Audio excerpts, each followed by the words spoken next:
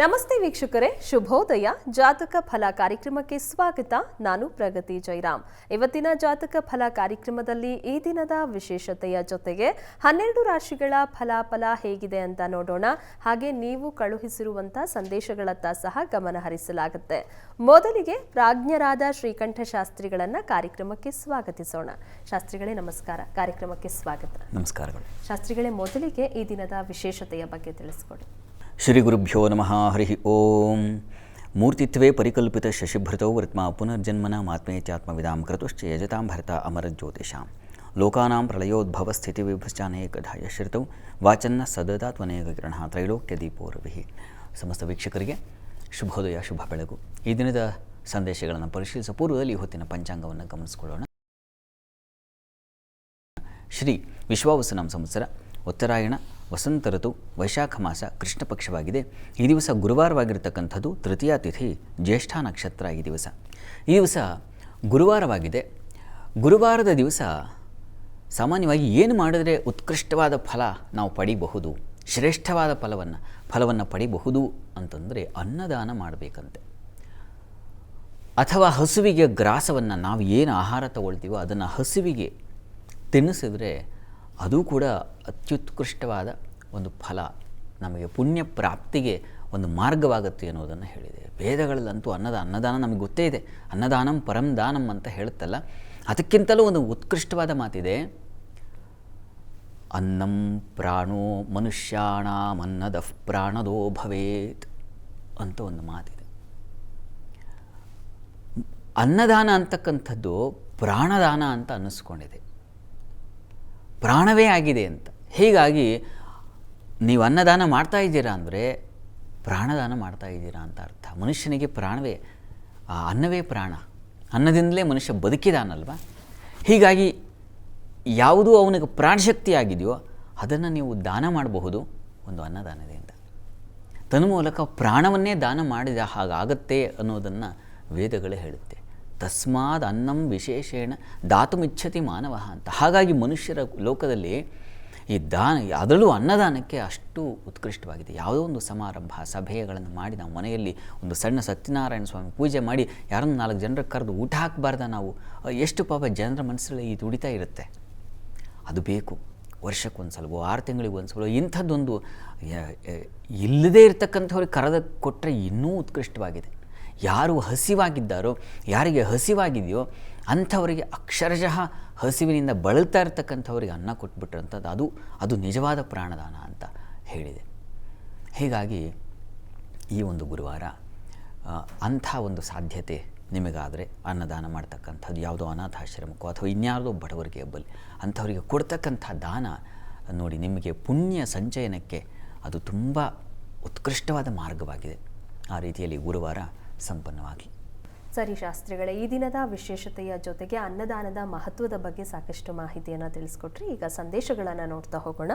ಮೊದಲಿಗೆ ಲತಾ ಅವರು ಮೈಸೂರಿಂದ ಸಂದೇಶವನ್ನು ಕಳಿಸಿದ್ದಾರೆ. ಅವರ ಹುಟ್ಟಿದ ದಿನಾಂಕ 2/8/1981, ಸಮಯ 12:30 ಮಧ್ಯಾಹ್ನ. ಅವರ ಪ್ರಶ್ನೆ: ಕಾರ್ಯಕ್ರಮ ಬಹಳ ಚೆನ್ನಾಗಿ ಬರ್ತಾ ಇದೆ, ಸುಲಭ ಪರಿಹಾರವನ್ನು ಹೇಳ್ತಾ ಇರ್ತೀರಾ ನೀವು. ನನಗೆ ಹಣಕಾಸಿನ ಸಮಸ್ಯೆ ಇದೆ, ಹಣ ಉಳಿಸಲು ಆಗ್ತಾ ಇಲ್ಲ, ಪರಿಹಾರ ತಿಳಿಸ್ಕೊಡಿ ಅಂತ ಕೇಳಿದ್ದಾರೆ ಶಾಸ್ತ್ರಿಗಳೇ.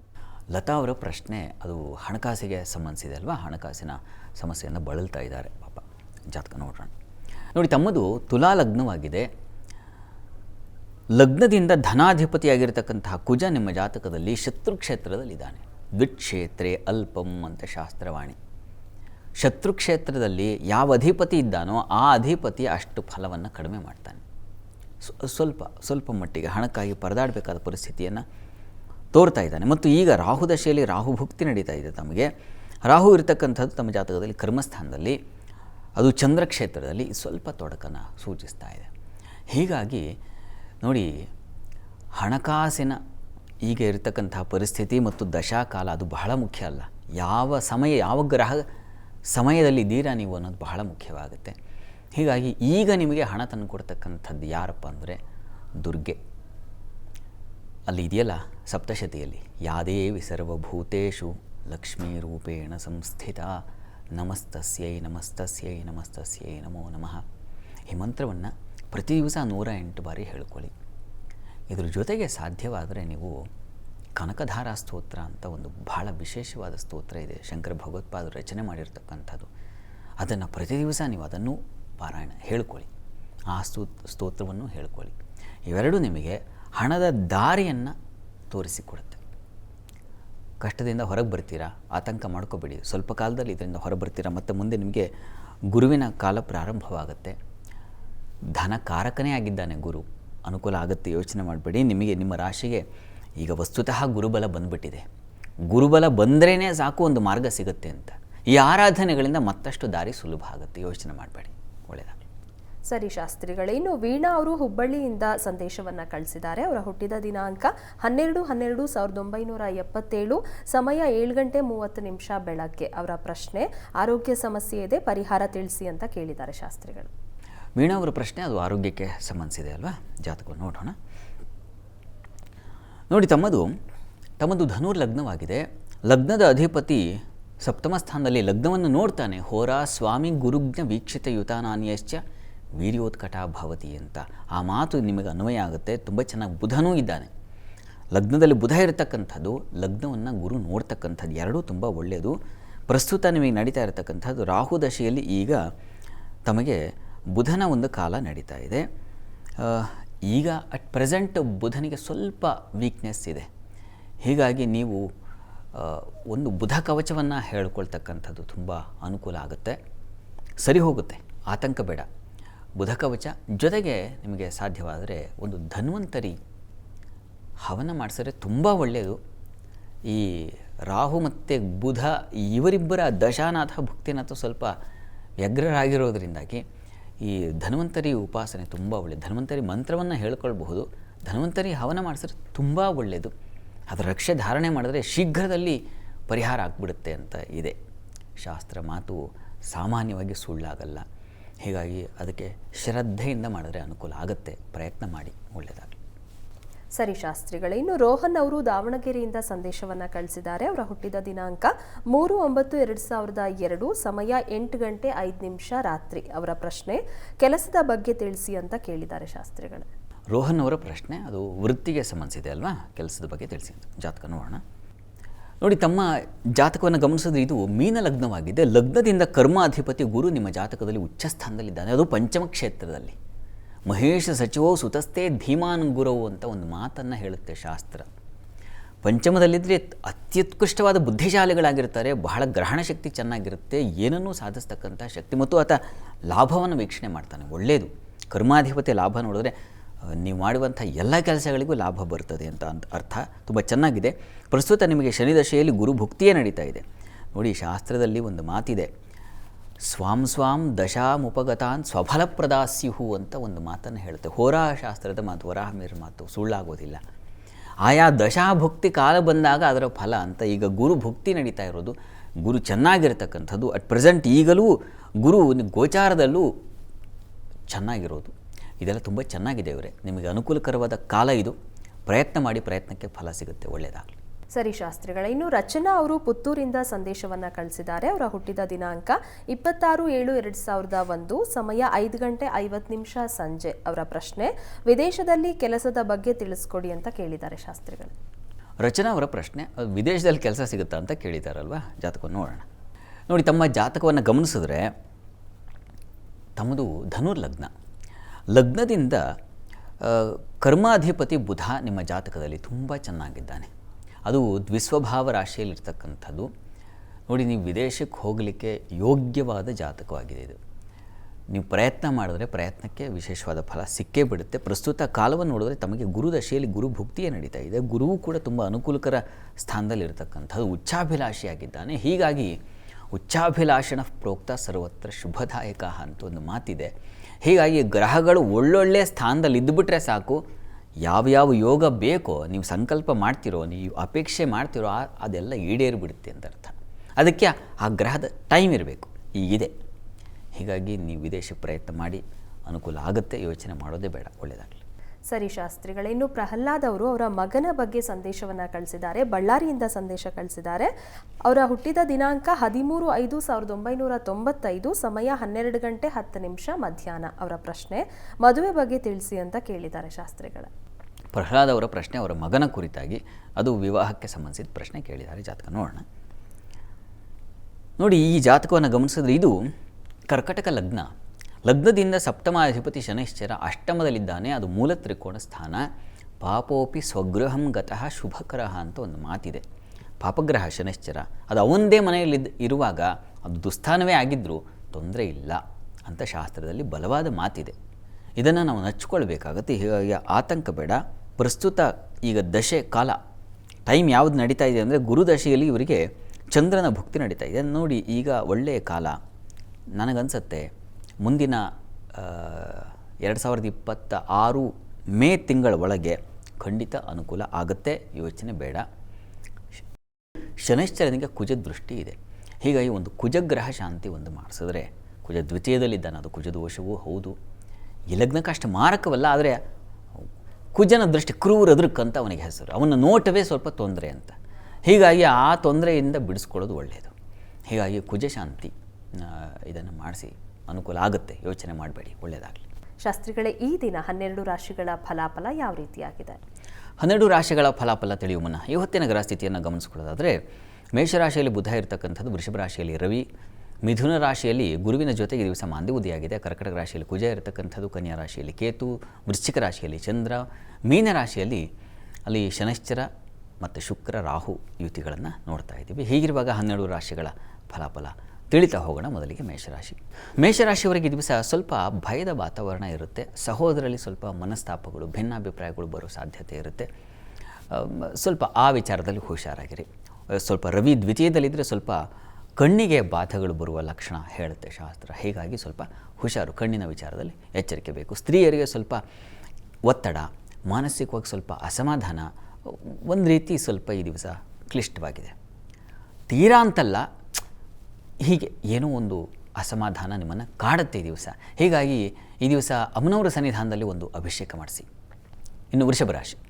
ವೃಷಭ ರಾಶಿಯವರಿಗೆ ದಿವಸ ಸಂಗಾತಿಯಿಂದ ತುಂಬ ಸಹಕಾರ ಚೆನ್ನಾಗಿದೆ. ಅನ್ಯೋನ್ಯ ಸಾಮರಸ್ಯ ಅಂತೀವಲ್ಲ, ಆ ರೀತಿಯ ಒಂದು ಶುಭ ಫಲವನ್ನು ನೀವು ಕಾಣ್ತೀರ, ಅದರ ಸಂಶಯ ಇಲ್ಲ. ದ್ವಿತೀಯದಲ್ಲಿ ಮಾಂದ್ಯ ಇದ್ದರೆ ಸ್ವಲ್ಪ ಆಹಾರ ವ್ಯತ್ಯಾಸ ಮಾಡ್ಕೊಳ್ತೀರ. ಹೊರಗಿನ ಆಹಾರ, ಜಂಕ್ ಫುಡ್ ತಿಂದು ಹೊಟ್ಟೆ ಅಪ್ಸೆಟ್ ಆಗ್ತಕ್ಕಂಥ ಸಾಧ್ಯತೆ ಇದೆ, ಹುಷಾರು. ಹಣಕಾಸಿನ ವಿಚಾರದಲ್ಲೂ ಅಷ್ಟೇ ನಷ್ಟ ಮಾಡ್ಕೊಳ್ಳೋ ಲಕ್ಷಣ ಇದೆ. ಯಾರಿಗೂ ಪ್ರಾಮಿಸ್ ಮಾಡಿಬಿಟ್ಟು ಕೊಡ್ತೀನಿ ಅಂತ ಹೇಳಿ ಅಥವಾ ಇನ್ನೇನೋ ಇಸ್ಕೊಂಡು ನೀವು ಇನ್ನೊಬ್ಬರಿಗೆ ಹಣ ಕೊಡಿಸಿ, ಈ ಥರದ್ದು ಅಂತೂ ಹಣದ ಒಂದು ಕಗ್ಗಂಟಿಗೆ ಸಿಕ್ಕಾಕೊಳ್ಳೋ ಸಾಧ್ಯತೆ ಇರ್ತದೆ. ಬಹಳ ಎಚ್ಚರಿಕೆಯಿಂದ ಇರಬೇಕು. ಮಾತು ಅಷ್ಟೇ ತುಂಬ ಎಚ್ಚರಿಕೆಯಿಂದ ಇರಬೇಕು. ಉಳಿದ ಹಾಗೆ ವೃತ್ತಿಯಲ್ಲಿ ಎಲ್ಲ ತುಂಬ ಚೆನ್ನಾಗಿದೆ, ಅನುಕೂಲಕರವಾಗಿದೆ. ಹಣದ ವಿಚಾರದಲ್ಲಿ ನಾಜೂಕಾಗಿರಿ, ಆಹಾರ ವಿಚಾರದಲ್ಲಿ ನಾಜೂಕಾಗಿರಿ. ಈ ದಿವಸ ಅನ್ನದಾನವೇ, ಪ್ರಾರಂಭದಲ್ಲಿ ಹೇಳಿದೆ ನಾನು, ಅನ್ನದಾನ ಅಂತಕ್ಕಂಥದ್ದು ಪ್ರಾಣದಾನ ಅಂತ, ಅದನ್ನು ಮಾಡಿ ತುಂಬ ಅನುಕೂಲ ಆಗುತ್ತೆ. ಇನ್ನು ಮಿಥುನ ರಾಶಿ. ಮಿಥುನ ರಾಶಿಯವರಿಗೆ ದಿವಸ ಜನ್ಮದ ಮಾಂದ್ಯದಿಂದಾಗಿ ಸ್ವಲ್ಪ ಕಣ್ಣಿಗೆ ತೊಂದರೆಗಳು, ವ್ಯಯದ ರವಿ ಕೂಡ, ಹೀಗಾಗಿ ಎಡಗಣ್ಣು ಬಲಗಣ್ಣು ಸ್ವಲ್ಪ ಹುಷಾರು. ಇನ್ನು ಉಳಿದ ಹಾಗೆ ಸ್ತ್ರೀಯರಿಗೆ ಸ್ವಲ್ಪ ಹಣಕಾಸಿನ ತೊಂದರೆ ಸೂಚಿಸ್ತಾ ಇದೆ. ಸಾಲದ ಸುಳಿ ಸಿಕ್ಕಾಕೊಳ್ಳೋ ಲಕ್ಷಣ ಇದೆ. ತುಂಬ ಚೆನ್ನಾಗಿ ಗೊತ್ತಿದ್ದಾರೆ ನನಗೆ ಅಂತ ಹೇಳಿ ನೀವೇನೋ ವ್ಯವಹಾರ ಮಾತಾಡೋಕ್ಕೆ ಹೋಗಿ ಸಿಕ್ಕಾಕೊಳ್ಳೋ ಲಕ್ಷಣ ಇದೆ, ಹುಷಾರು. ಕೆಲಸ ಕಾರ್ಯಗಳಲ್ಲಿ ತುಂಬ ಚೆನ್ನಾಗಿದೆ, ಅನುಕೂಲದ ವಾತಾವರಣ ಇದೆ ಈ ದಿವಸ. ಸರ್ಕಾರಿ ಕ್ಷೇತ್ರದಲ್ಲಿರ್ತಕ್ಕಂಥವರಿಗೆ ಧನಲಾಭ, ಬಹಳ ವಿಶೇಷವಾದ ಅನುಕೂಲ, ಇದೆಲ್ಲ ತುಂಬ ಅನುಕೂಲಕರವಾಗಿದೆ. ಪ್ರಾರ್ಥನೆಗೆ ಈ ದಿವಸ ನೀವು ಮಹಾಲಕ್ಷ್ಮಿ ಪ್ರಾರ್ಥನೆಯನ್ನು ಮಾಡಿ. ಕರ್ಕಟಕ ರಾಶಿಯವರಿಗೆ ತುಂಬ ಬುದ್ಧಿ ಚುರುಕಾಗಿರ್ತದೆ. ಸ್ತ್ರೀಯರಿಗೆ ಆಲೋಚನಾ ಶಕ್ತಿ ಹೆಚ್ಚು.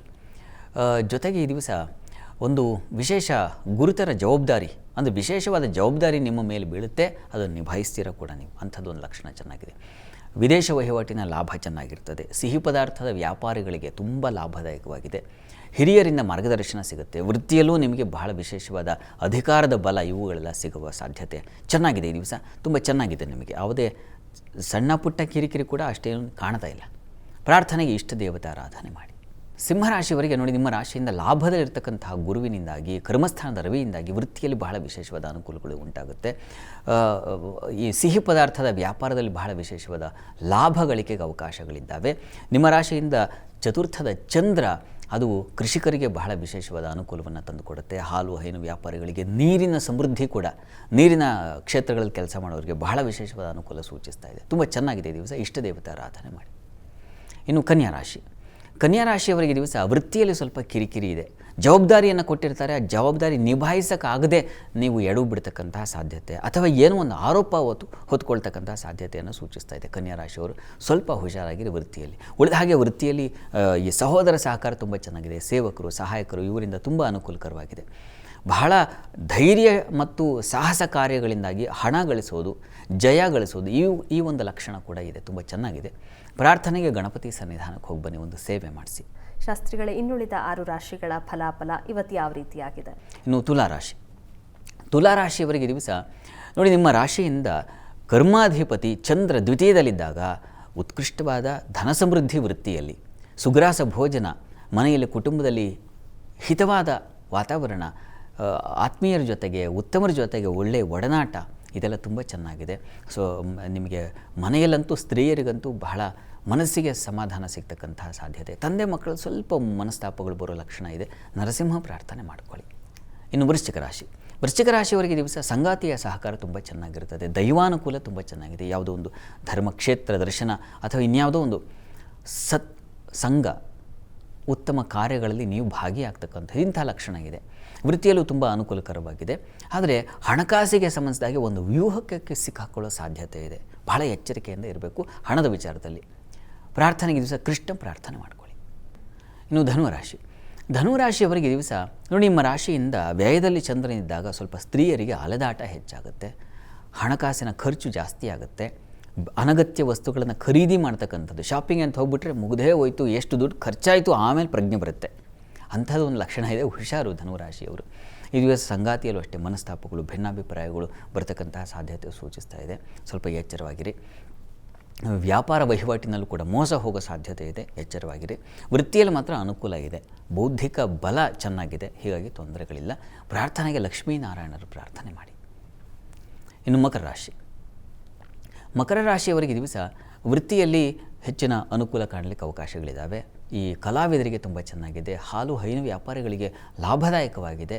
ಸಂಗಾತಿಯಿಂದ ಬಹಳ ವಿಶೇಷವಾದ ಅನುಕೂಲ. ಏನು ಹೇಳಿದ್ರೆ ಅದು ಆಯಿತು, ಸಮ್ಮತಿ ಅನ್ನೋ ರೀತಿಯಲ್ಲಿ ಒಂದು ಸಹಕಾರ ಸಿಗ್ತಕ್ಕಂಥ ಒಂದು ಲಕ್ಷಣ ತುಂಬ ಚೆನ್ನಾಗಿದೆ. ಇದು ಸ್ವಲ್ಪ ಆರೋಗ್ಯಕ್ಕೆ ತೊಂದರೆ ಆಗಬಹುದು. ಸ್ವಲ್ಪ ಹುಷಾರು. ಆರೋಗ್ಯದ ದೃಷ್ಟಿಯಿಂದ ಈ ದಿವಸ ಶಿವಕವಚವನ್ನು ಕೇಳಿಸ್ಕೊಳ್ಳಿ. ಕುಂಭರಾಶಿಯವರಿಗೆ ದಿವಸ ವೃತ್ತಿಯಲ್ಲಿ ತುಂಬ ಹೆಚ್ಚಿನ ಅನುಕೂಲ ಇದೆ. ಸ್ತ್ರೀಯರಿಗೆ ಬಹಳ ವಿಶೇಷವಾದ ಅನುಕೂಲಗಳು, ಅಧಿಕಾರದ ಬಲ ಇದೆಲ್ಲ ತುಂಬ ಉತ್ಕೃಷ್ಟವಾಗಿದೆ. ಆದರೆ ಬುದ್ಧಿ ಸ್ವಲ್ಪ ವಕ್ರವಾಗಿರುತ್ತೆ. ಆಲೋಚನೆ ಮಾಡ್ತಕ್ಕಂಥದ್ದು ಏನೋ ಒಂದು ಕೆಟ್ಟ ಆಲೋಚನೆ ಬಂದುಬಿಡುತ್ತೆ. ಅದರಿಂದಾಗಿ ನಿಮ್ಮ ವ್ಯಕ್ತಿತ್ವಕ್ಕೆ ತೊಂದರೆ. ಹೀಗಾಗಿ ಆಲೋಚನೆ ಮಾಡುವಾಗ ಶೋಧಿಸಿಕೊಳ್ಳಿ. ಗುರು ಹಿರಿಯರ ಮಾರ್ಗದರ್ಶನ ತಗೊಳ್ಳಿ, ಅದು ತುಂಬ ಒಳ್ಳೆಯದು. ಉದರ ಬಾಧೆ, ಕರುಳಿಗೆ ಸಂಬಂಧಿಸಿರ್ತಕ್ಕಂಥ ತೊಂದರೆ, ಯಾಕೋ ಹೊಟ್ಟೆ ಅಪ್ಸೆಟ್ ಆಯಿತು, ಈ ಥರದ್ದು ಒಂದು ಲಕ್ಷಣ ಕೂಡ ಇದೆ. ಸ್ವಲ್ಪ ಹುಷಾರು. ಆರೋಗ್ಯದ ಕಡೆ ಗಮನ ಇರಲಿ. ಈ ದಿವಸ ನಿಮಗೆ ಕುಟುಂಬ ಸಹಕಾರ ತುಂಬ ಚೆನ್ನಾಗಿದೆ. ಸ್ನೇಹಿತರ ಸಹಕಾರವೂ ಚೆನ್ನಾಗಿದೆ. ಆರೋಗ್ಯದ ದೃಷ್ಟಿಯಿಂದ ನೀವು ಹಸುವಿಗೆ ನೋಡಿ ಗ್ರಾಸ ಕೊಡಿ, ತುಂಬ ಅನುಕೂಲ ಆಗುತ್ತೆ. ಇನ್ನು ಮೀನರಾಶಿಯವರಿಗೆ ದಿವಸ ವೃತ್ತಿಯಲ್ಲಿ ಸ್ವಲ್ಪ ತೊಡಕನ್ನು ಸೂಚಿಸ್ತಾ ಇದೆ. ಸಣ್ಣ ಪ್ರಮಾಣದಲ್ಲಿ ಮಿತ್ರರಿಂದ ಅಷ್ಟೇ ಸ್ವಲ್ಪ ತೊಂದರೆಗಳು, ಅವರಿಂದ ಅಸಮಾಧಾನ ಬರತಕ್ಕಂಥ ಲಕ್ಷಣ ಸೂಚಿಸ್ತಾ ಇದೆ. ಪ್ರಯಾಣದಲ್ಲಿ ತೊಂದರೆ ಸೂಚಿಸ್ತಾ ಇದೆ. ಸ್ವಲ್ಪ ಎಚ್ಚರವಾಗಿರಬೇಕು ಈ ದಿವಸ. ಉಳಿದ ಹಾಗೆ ಚಂದ್ರನ ಬಲ ಇದೆ. ಅಂದರೆ ಭಾಗ್ಯದ ಚಂದ್ರನಿಂದಾಗಿ ದೈವಾನುಕೂಲ, ಒಳ್ಳೆಯ ಹಿರಿಯರ ಮಾತು, ಹಿರಿಯರ ಒಂದು ಸಲಹೆ ಸಿಗ್ತಕ್ಕಂಥದ್ದು, ಪೂಜಾ ಕಾರ್ಯಗಳಲ್ಲಿ ಭಾಗಿಯಾಗ್ತಕ್ಕಂಥದ್ದು, ಒಂದು ಸಮಾಧಾನ, ಒಂದು ಧ್ಯಾನವೋ, ಸಂಗೀತವೋ, ಮತ್ತೊಂದು ಇವುಗಳ ಆರಾಧನೆಯಿಂದ ಮನಸ್ಸಿಗೆ ಸಮಾಧಾನ, ಅದನ್ನು ಸೂಚಿಸ್ತಾ ಇದೆ. ಪ್ರಾರ್ಥನೆಗೆ ಈ ದಿವಸ ಗುರು ಪ್ರಾರ್ಥನೆ ಮಾಡಿ.